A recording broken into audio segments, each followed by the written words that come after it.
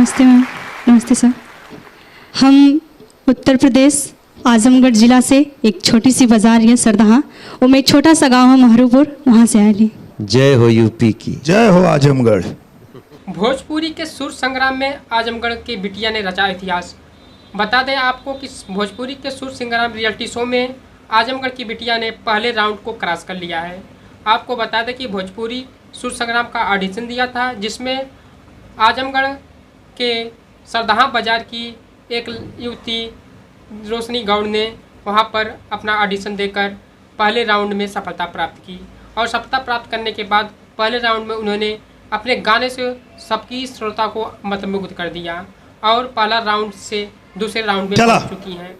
एकदम खुल के गावा। कबले जगा के रखी, कबले जगा के रखी,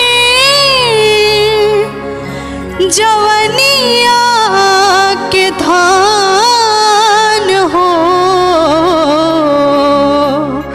सैया ले जा तू गवनवा, नैहर में लागत नइखे मान हो, सैया ले जा तू गवनवा, नैहर में लागत नइखे मान हो। कबले जगा के राखी, कबले जगा के राखी, जवनिया के धान हो, सैया ले जा तू गवनवा, नैहर में लागत नइखे मान हो, सैया ले जा तू गवनवा, नैहर में लागत नइखे मान हो।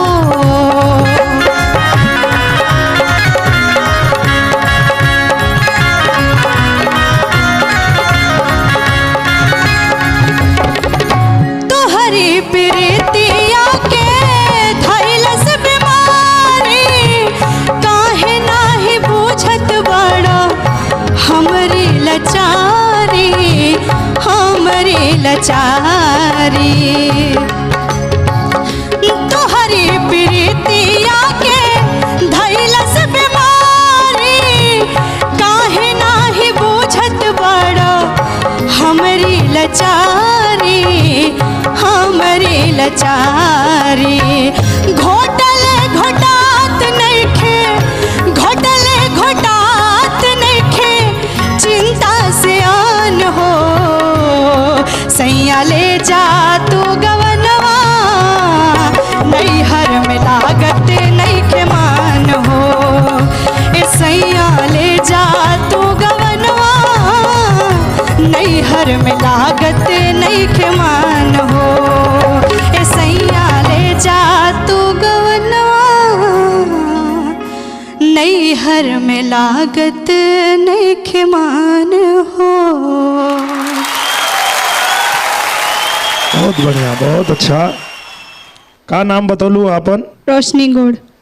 रोशनी।